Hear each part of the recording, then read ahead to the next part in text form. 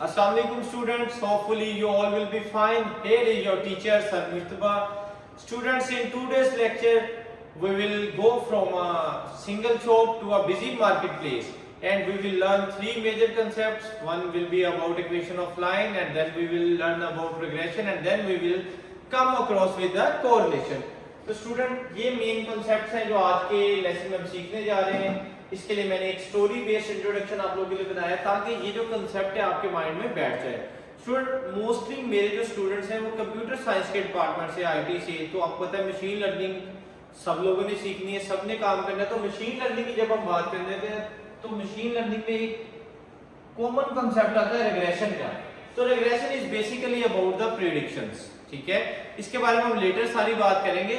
तो अभी हम स्टेप बाय स्टेप स्टार्ट करते हैं ताकि आप लोगों को समझ आ जाए कि मैंने क्या बात की। यहाँ पे मैं लिख रहा हूँ from a perfect line at one shop to scattered price across the market place. इसके बारे में बात करता हूँ, मैं आपको बताना क्या चाह रहा हूँ।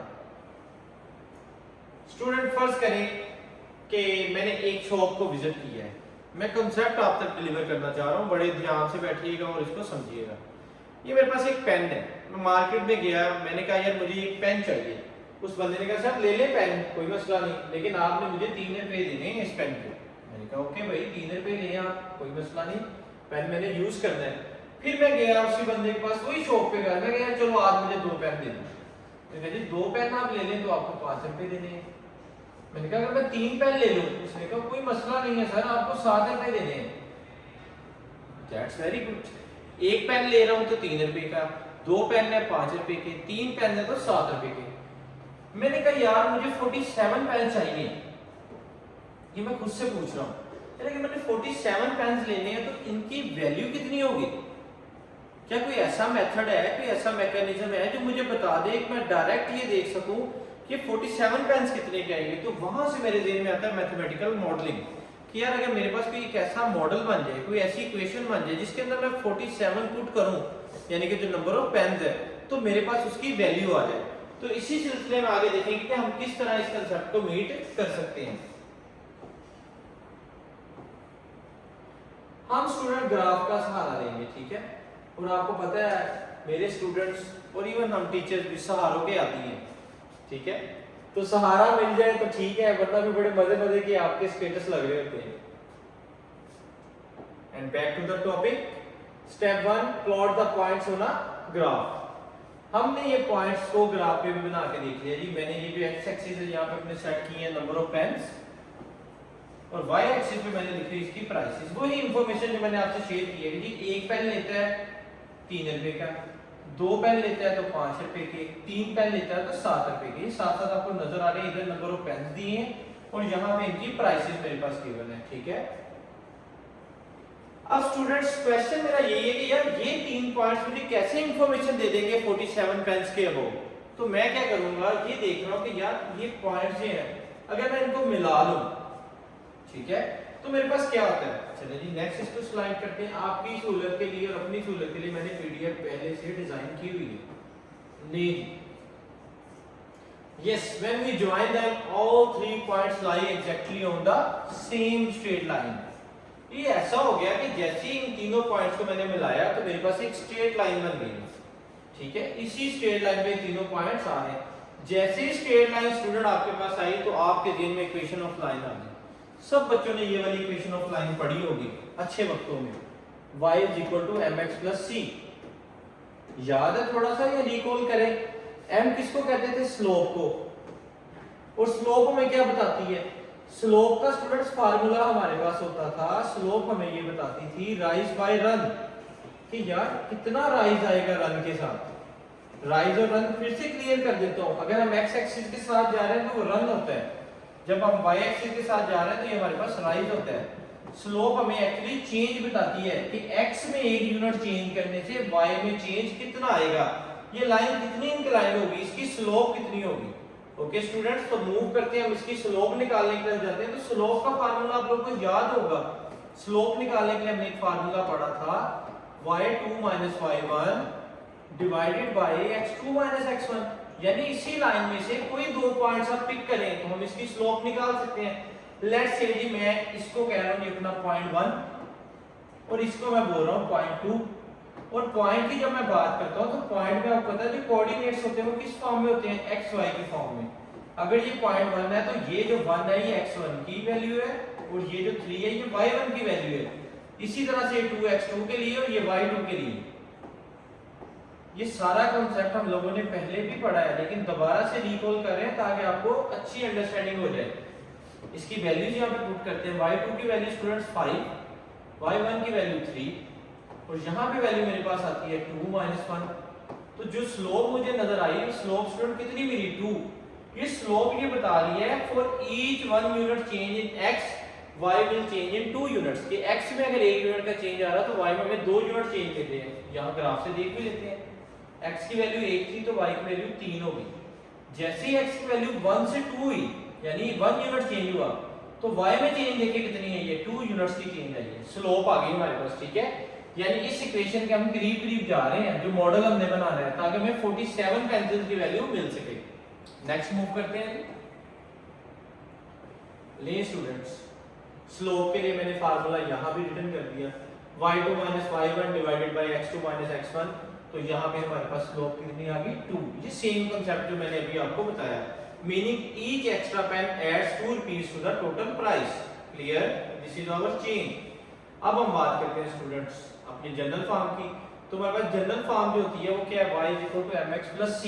तो अगर यहाँ पे हम वैल्यू पुट करें, अगर हम निकालना चाहते हैं कांस्टेंट की वैल्यू, तो कांस्टेंट हमारे पास कितना आएगा। यहाँ पे दो मेथड है, एक मेथड इन्होंने किया, एक मेथड और मैं आपको करवा देता हूँ, ठीक है। जनरल फॉर्म हमारे पास ये होती है y = mx + c। We already found m = 2. Now let's find c using one of our point। कोई भी एक पॉइंट आपने अपना यूज करना है। आपके पास पॉइंट कौन कौन से थे, आपके पॉइंट थे 1 3, आपके पास पॉइंट था 2 5, आपके पास पॉइंट था 3 7। स्टूडेंट इन तीनों पॉइंट में से आप कोई भी पॉइंट पुट करें तो आपके पास इक्वेशन यही आएगी। ये इक्वेशन है आपके पास, m की वैल्यू आपके पास गिवन है कितनी है 2। यहां से किसी भी पॉइंट में से x और y की वैल्यू यहां पे पुट करें, आपका आंसर आ जाएगा। लेट्स से कि उन्होंने ये पॉइंट ये वाला यूज किया है 1 3, मैं पॉइंट यूज करता हूं 2 5, देखता हूं कि मॉडल सेम है या नहीं है।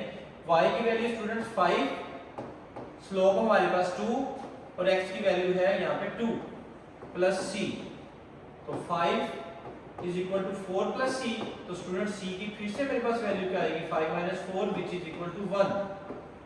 तो मेरे पास c की वैल्यू चेंज नहीं हुई, c की वैल्यू फिर यहां भी 1 थी, मेरे पास दूसरा पॉइंट पुट करने पे कितनी है 1।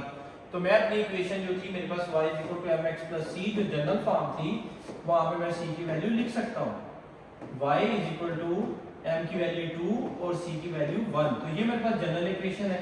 अब इस जनरल इक्वेशन में सिंपली x की जगह 47 पेंस लिखूंगा तो मेरे पास y की वैल्यू बन जाएगी। इस तरह हम इसकी प्राइस निकाल सकते हैं। एक दूसरा मेथड मैंने आपको कहा था, दूसरा मेथड ये होता है कि सिंपली आपको जो इक्वेशन ऑफ लाइन बनाने के लिए फार्मूला तो ये था direct y - y1 = m * x - x1। यहाँ y1 और x1 आपके पास कोई भी पॉइंट है, आपकी जैसे यही पॉइंट है 1 3, हम इसी पॉइंट को यूज करते हैं तो ये वैल्यू हमारी x1 की होगी और ये वैल्यू स्टूडेंट हमारी होगी y1। इसकी वैल्यूज को यूज करते हैं यहाँ पे y - 3 = स्लोप जो हमने पहले से निकाली 2x - 1। तो इसको आप सोल्व कर लें, y = 2x - 2, ये जो -3 था इस साइड पे आके स्टूडेंट +3। तो इसको भी हल किया तो हमारे पास डायरेक्ट जो वैल्यू आई क्या आई 2x + 1। ये दूसरा मेथड था इक्वेशन बनाने का। तो अब जब आपके पास ये इक्वेशन बन गई, ये मैथमेटिकल मॉडल आपके पास क्रिएट हो गया, तो सिंपली आप x की जगह 47 नंबर ऑफ पेन पुट करें तो आपका स्टूडेंट प्राइस आ जाएगी। नेक्स्ट देखिए, ये देखिए, now suppose someone asked what will be the price of 47 pence। We don't need to go to the shop, we simply put x = 47 in our equation and then we will have the value for 47 pence which is equal to 95 rupees। This is the power of a mathematical model। We can predict the price of any value x without visiting the shop। तो model हमारे लिए बहुत helpful होते हैं, हम घर बैठे अगली चीज के बारे में प्रेडिक्शन कर सकते हैं। हमें उस शॉपकीपर के पास जाने की जरूरत नहीं है, भाई आप 47 पेंसिल कितने की दोगे।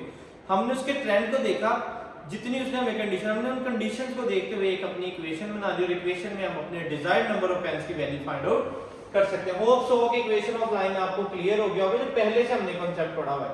अब इसी कांसेप्ट को स्टूडेंट हम रिलेट करेंगे रिग्रेशन के साथ। What about real life? In our first story, only one shop was selling pens. The pricing was perfect and predictable. हम सिर्फ एक शॉप को हमने विजिट किया था, ठीक है। स्टार्ट में हमने बात की थी ना कि in 2 days lecture we will travel from one specific shop to a busy marketplace. तो अब हम specific shop से निकल के main market में जाने लगे। Now imagine a different situation. You go to the main market where there are many shops selling the same kind of pens. इस तरह के पेन्स मार्केट में एक बंदा नहीं बेच रहा होगा, बहुत सारे बंदे होंगे। Some shopkeeper charges a little more, other charges a little less. Even for the same number of pens, you get different prices from different shops. आप मार्केट में जाते हैं, फीमेल स्टूडेंट्स में मेरी बहुत है, आपको तो भाव करना भी बहुत अच्छा लगता है, ऐसा है ना? कमेंट्स में आप लोग बता सकते हैं। तो इसमें स्टूडेंट्स होता क्या है कि हम जब एक बंदे के पास जाते हैं, कोई ड्रेस लेना आपने, वो एक बंदा ड्रेस की वैल्यू और देगा, सेम ड्रेस सेम ड्रेस और सेम स्टफ किसी और से मिलेगा, लेकिन आपको उसकी प्राइस हो सकता है कुछ लेस हो जाए। तो इसी तरह पेन्स की हम बात करें तो पेन्स में भी इसी तरह है कि एक शॉपकीपर हमें दे रहा है जी इसकी प्राइस और, दूसरा शॉपकीपर हमें इसकी प्राइस और दे रहा है। इसी तरह बहुत सारी शॉप्स को विजिट किया गया मार्केट के अंदर और उनसे पूछा गया कि आप हमें कैसे कैसे चार्ज करते हो। तो यहाँ पर हमने स्पेसिफिक कह दिया कि हम 10 शॉप्स को विजिट कर रहे हैं। You decide to visit 10 shops and note down what each charge you. Here is your data. अब हमने 10 बंदों को सिर्फ विजिट किया, आप 10 की बजाय 100, 1000, लाख जितने बंदे जाए विजिट कर सकते हैं। शॉप 1 वाले ने कहा जी मैं आपको 1 पेन दूंगा लेकिन प्राइस दूंगा 3.5 रुपीस। दूसरे कहा जी आप 1 पेन मुझसे नहीं, मैं आपको दूंगा 4.0 के। थर्ड बंदे का जी आप 2 पेन ले लें 5 रुपए के दूंगा। फोर्थ शॉप वाले का जी 2 पेन मैं आपको 6 रुपए में दूंगा। इस तरह एक पांचवा शॉपकीपर का 3 पेन आपको मैं 6.5 रुपए में दूंगा। इस तरह rest of the shopkeepers told us about the prices. तो हमने ये प्राइसेस सारी लिस्ट कर दी है। अब हमें मसला ये आ रहा है कि हमने ये देखना है कि हम इसके बारे में भी कोई प्रिडिक्शन कर सकते हैं, कुछ मॉडल बना सकते हैं या नहीं बना सकते। देखते हैं जी यहाँ पे हमारे पास क्या इंफॉर्मेशन है और क्या बनाते हैं। सबसे पहला काम स्टार्ट, हमने वही जो प्राइसिंग थे हमने उसके लिए डाटा को अपने ग्राफ के ऊपर ड्रा कर दिया। ये जो पॉइंट्स है वही इंफॉर्मेशन दे रहे हैं जी। एक शॉपकीपर ने कहा था, ये वाला जो पॉइंट है इसने हमें कहा था जी मैं आपको एक प्राइस दूंगा, ये शॉप 1 वाला था जी 3.5 की, यानी 1 पेन जो मैं आपको है वो दूंगा 3.5 की। और ये पॉइंट बता रहा है उसने कहा जी 1 मैं आपको दूंगा 4 की। ये वही डाटा है, उसको ग्राफ को स्टूडेंट इस तरह का जो हम ग्राफ बनाते हैं स्कैटरिंग फॉर्म में, इसको हम कहते हैं स्कैटर प्लॉट। आपने याद रखना है, आपका एक कॉन्सेप्ट है स्कैटर प्लॉट, इसको हम बोलते हैं scatter plot. Okay, next move करते हैं जी। अब यहाँ पे कुछ इंपॉर्टेंट पॉइंट अगर इस स्लाइड में है तो मैं आपको बता देता हूँ। Now let's plot all 10 points on the graph, just the points, no line zed. ठीक है, अभी हमने सिर्फ पॉइंट्स बनाए हैं। तो points are scattered, they do not line on a single line. हाँ जी, यहाँ पे एक इंफॉर्मेशन आ गई है हमारे पास। They do not lie on the single line, but there is still a clear pattern. More pens, higher prices. This kind of graph is called a scatter plot. अच्छा student, हमने जब अभी तक पिछला काम किया तो वो जितने भी पॉइंट्स थे, अगर मैं एक लाइन ड्रा करता था तो वो सारे पॉइंट एक ही लाइन के ऊपर लाई कर रहे थे। लेकिन यहाँ पे वो कंडीशन नहीं है। अगर मैं इन पॉइंट्स को मिलाने की कोशिश करता हूँ, एक लाइन ये बन रही है, इनको मिला के एक लाइन शायद मेरे पास ये बन रही है। ठीक है, मे बी के एक लाइन में इनको मिला के बना सकता था, यानी there are we getting multiple lines. तो जो मल्टीपल लाइंस की हम बात कर रहे हैं, इसका मतलब जो हमारा पिछला कांसेप्ट था इक्वेशन ऑफ लीनियर लाइन वाला, वो कांसेप्ट तो हो गया, फ्लो वो हो गया। फिर हमें अब चाहिए नए कांसेप्ट की जरूरत कि यहाँ पे हम मॉडलिंग कैसे कर सकते हैं। आस्ता आस्ता हम रिग्रेशन के करीब जा रहे हैं। लेकिन हमारे पास एक नई टर्म आ गई, बेस्ट फिट लाइन। जब हमारे पास बहुत सारी लाइंस बन रही हो, बहुत सारे सॉल्यूशन बन रहे हो, हमने इक्वेशन तो बनानी है एक लाइन के लिए, बेस्ट फिट लाइन के लिए। हमने उनमें से देखना है यार वहां पे कौन सी लाइन होगी जो बेस्ट फिट होगी, यानी जो तमाम पॉइंट्स के करीब करीब हो और हमें कोई मॉडल बना के दे दे, हमें कुछ प्रेडिक्शन करके दे दे। We can still draw a line not through every point but the one that comes closest to all of them. This is called the regression line or the best fit line. जैसे ये line आपको नजर आ रही है, ये line तमाम points के करीब तरीन है। ओके स्टूडेंट्स, तो हमारे पास जो इक्वेशन ऑफ रिग्रेशन लाइन बनेगी इन पॉइंट्स के लिए वो बनेगी y hat is equal to 1.65 plus 1.95x। अभी आप क्यूरियस जरूर होंगे कि यार ये इसके लिए लाइन कैसे बन गई है 1.65 और 1.95। तो यही लाइन बनाएंगे हम रिग्रेशन में, सीखेंगे कि हम ये एग्जैक्ट नंबर्स कैसे हासिल कर सकते हैं। ये अभी अगली वीडियो आएगी रिग्रेशन वाली, उसके अंदर हम इसको प्रॉपर बनाना सीखेंगे कि ये जो इस तरह के पॉइंट्स थे जब स्कैटर प्लॉट हमारे पास आया था तो ये जो इसकी हमने बेस्ट फिट लाइन बनाई है, जो इसके लिए मॉडल बना दिया है, ये मॉडल कैसे बन गया है? आपने अभी तक इसके लिए सिर्फ ये फार्मूला याद रखना है, y hat is equal to a plus bx। उसी तरह से ये हम यूज किया करेंगे फार्मूला अपना इक्वेशन ऑफ रिग्रेशन लाइन के लिए, y hat is equal to a plus bx। आप लोग सीखेंगे निकालना a की वैल्यू और b की वैल्यू, कि हम a और b की वैल्यू कैसे फाइंड आउट कर सकते हैं और अपने डाटा के लिए हम कैसे एक बेस्ट फिट लाइन बना सकते हैं, और बेस्ट फिट लाइन को देखते हुए हम उसके लिए कैसे प्रिडिक्शन कर सकते हैं, फ्यूचर प्रिडिक्शन हम किस तरह से दे सकते हैं। नेक्स्ट स्टूडेंट, यही बेस्ट फिट लाइन है। How does regression choose the best line? तो रिग्रेशन जब बात करते हैं, रिग्रेशन जब बेस्ट लाइन को चूज करती है तो वो क्या बात करती है, अब एक वर्ड यूज होगा रेजिडुअल्स। रेजिडुअल क्या होता है? रेजिडुअल होता है वो एरर जो उस बेस्ट फिट लाइन में आ रहा था। देखिए अब ये जो बेस्ट फिट लाइन है, बेस्ट फिट लाइन तो यहां से क्रॉस कर रही है इन दोनों पॉइंट्स के दरमियान में से। ये जो ग्रे लाइन है ना, ये आपको जो नजर आ रही ग्रे लाइन, यहाँ पे जो डिस्टेंस इस पॉइंट के अंदर इस बेस्ट फिट लाइन के अंदर है, ये एक्चुअली रेजिडुअल है, वो एरर है जो हमारे मॉडल के अंदर आ रहा है। एक बात याद रखनी है, जो लीनियर लाइन हमने पहले सीखी है वो एग्जैक्ट आंसर्स होते हैं, लेकिन जब हम बात करते हैं रिग्रेशन की तो ये एस्टिमेटेड आंसर्स होते हैं, इनमें एरर का चांस होता है। मजीद जब हम रिग्रेशन सीखेंगे उसमें ये कवर अप हो जाएगा। नेक्स्ट स्टूडेंट्स, रिग्रेशन की जब हम बात करते हैं तो रिग्रेशन ने हमें ये प्रिडिक्ट कर दिया है। Now let's predict the price of 47 pens. तो ये देखें, जब हमने वहां पे बात की थी 47 पेंस की, तो हमारे पास आंसर कितना आया था? एग्जैक्ट 95 रुपीस आया था। लेकिन अब हमारे पास जो 47 पेंस की कीमत आ रही है वो कितनी आ रही है? 93.30। अब हमने मार्केट पूरी विजिट कर ली है, मार्केट विजिट करने से भी हमारा फायदा हुआ है, मल्टीपल शॉप्स पे जाने से भी हमारा फायदा हुआ है। हमारे पास पहले प्राइस कितनी मिल रही थी? 95 रुपीस। हमने मल्टीपल शॉप्स को विजिट किया है तो हमें टोटल वैल्यू कितनी मिली है? 93.30, यानी हम 1.70 रुपीस अपने सेव कर रहे हैं। Both predictions are close but not identical because the marketplace data has scattered not a perfect line. Clear? कि जो मार्केट प्लेस था वहां पे हर बंदे ने अपनी चीज की वैल्यू अपने हिसाब से दी और हमें उसमें फायदा भी मिला। तो समझ आइए आपको। नेक्स्ट देखते हैं स्टूडेंट्स, कोरिलेशन। कोरिलेशन क्या करता है? कोरिलेशन हमें ये बताता है कि रिलेशनशिप कितना स्ट्रांग है दो चीजों के दरमियान। जैसे मैंने पेन्स की और प्राइस की बात की, पेन्स और प्राइस का आपस में रिलेशनशिप कैसा है, कोरिलेशन हमें ये बताता है। कोरिलेशन को हम रिटर्न करते हैं r के साथ, and tells us how strongly two variables move together in a straight line, कि वो दो जो वेरिएबल है वो कैसे मूव कर रही है, क्या उनके अंदर पॉजिटिव कोरिलेशन है, उनके अंदर नेगेटिव कोरिलेशन है, उनके अंदर कर्वीलिनियर कोरिलेशन है, या उनके अंदर कोई कोरिलेशन है ही नहीं। तो स्टूडेंट r की जो वैल्यू होती है, एक स्पेसिफिक फार्मूला r के लिए आपको मैं याद करवाऊंगा नेक्स्ट वीडियो जो मैं बात कर रहा हूं उसमें। तो कोरिलेशन में r की वैल्यू लाई करती है -1 से +1 के दरमियान में। अगर परफेक्ट पॉजिटिव कोरिलेशन हो तो इस तरह का आपको ग्राफ नजर आता है, बेस्ट फिट लाइन इस तरह की बनेगी। अगर मैं इन पॉइंट्स को आपस में मैच अप कर देता हूं, ठीक है। नॉन लीनियर रिलेशनशिप तब होगा जब इस तरह का हमारे पास स्कैटर ग्राफ होगा, कोई सिमेट्री नहीं नजर आ रही, कोई बेस्ट फिट लाइन बन नहीं सकती। अगर r की वैल्यू -1 होगी तो परफेक्ट नेगेटिव होगा, अगर क्लोज टू -1 होगा तो लाइकली नेगेटिव कोरिलेशन होगी वहां पे। यहां लिख भी रहा है r +1 perfect positive point lie exactly on upward line, r close to +1 like आपका आंसर आ रहा है 0.78, 0.65, 0.91। तो हम कहेंगे strong positive points clustered around an upward line, जैसे वो फिर इस तरह से हमें नजर आएंगे, कुछ पॉइंट इस तरह से लाइन के साथ चलते हुए आपको नजर आ रहे होंगे।